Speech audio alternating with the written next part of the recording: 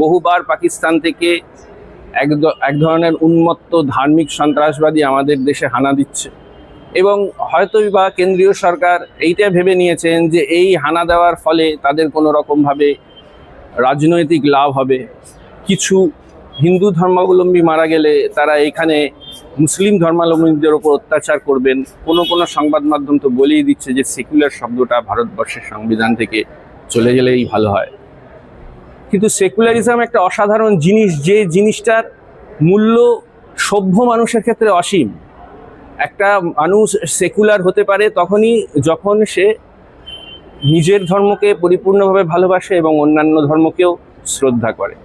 এই সেকুলারিজম সংবিধান থেকে তুলে দেওয়া বা সেকুলারিজমের বিরুদ্ধে কথা বলার কোনো মানেই নেই।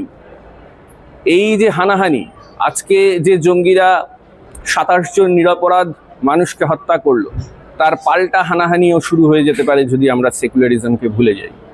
এই হানাহানির ফলে কি হবে? ভারতবর্ষের জনসংখ্যা কমে যাবে। এই ধরনের অলীক স্বপ্ন দেখার তো কোনো মানে হয় না। এই ধরনের কথাবার্তা বলে আজকে সমস্ত জায়গায় আমরা যা দেখতে পাচ্ছি তার বিরুদ্ধে আমরা আইনজীবীরা প্রতিবাদ জানিয়েছি।